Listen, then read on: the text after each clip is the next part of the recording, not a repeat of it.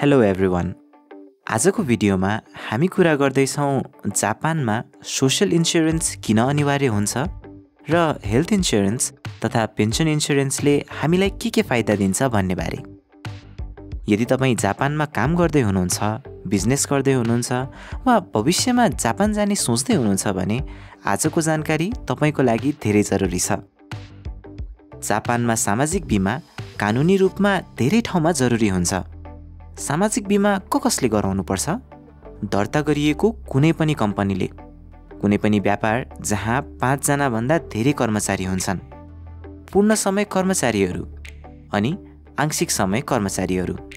यदि तपाईँ आंशिक समय कर्मचारी हुनुहुन्छ अनि तपाईँ हप्ताको 20 घण्टा भन्दा धेरै काम गर्नुहुन्छ, महिनाको 88,000 येन भन्दा धेरै कमाउनुहुन्छ अनि जापानमा 2 महिना भन्दा धेरै बस्दै हुनुहुन्छ भने तपाईले पनि सामाजिक बिमा गराउनु जरुरी हुन्छ।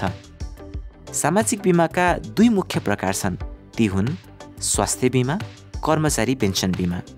स्वास्थ्य बिमाले दिने फाइदाहरू के हुन् त्यसबारे कुरा गरौँ। यसका फाइदाहरू धेरै महत्त्वपूर्ण छन्, खास गरी जापानमा बस्ने जो कोहीको लागि। पहिलो, कम खर्चमै उपचार गर्न सकिने।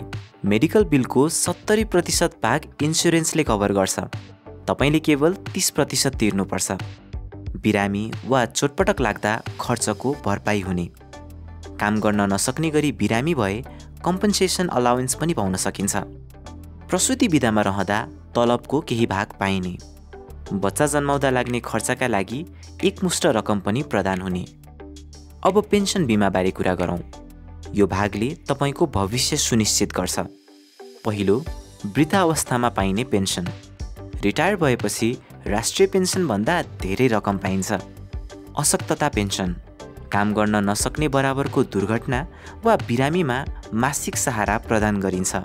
परिवारको सुरक्षा, परिवारमा मुख्य कमाउने व्यक्तिको मृत्यु भयो भने परिवारलाई आर्थिक सहारा हुन्छ। तर सामाजिक बिमा केवल स्वास्थ्य र पेन्सनमा सीमित छैन, यसले अरू ठुलो भूमिका पनि खेल्छ। जस्तै भिसा रिन्युअलमा यो मद्दतकारी हुन्छ।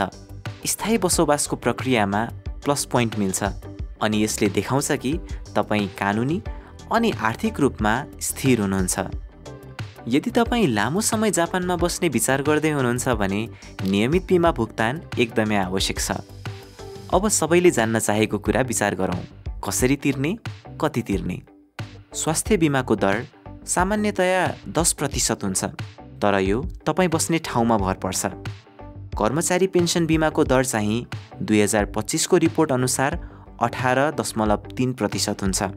खुसीको कुरा, तपाईले नै यो सबै रकम तिर्नुपर्छ भन्ने चाहिँ होइन।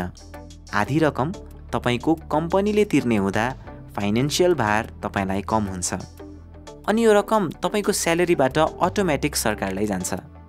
त्यसैले प्रिय मित्रहरू, सामाजिक बिमा केवल कानुनी माग मात्र होइन, यो तपाईको स्वास्थ्यको सुरक्षा, आम्दानीको सुरक्षा र भविष्यको आर्थिक सुरक्षा हो। यदि यो जानकारी तपाईलाई उपयोगी लाग्यो भने कृपया लाइक, कमेन्ट र सब्स्क्राइब गर्न नबिर्सनुहोस्। जापानमा बस्ने तपाईका अरू साथीहरूलाई पनि यो जानकारी उपयोगी हुन सक्छ। त्यसैले यो भिडियो शेयर गर्न पनि नबिर्सनुहोस्। फेरि अर्को भिडियोमा भेटौँला।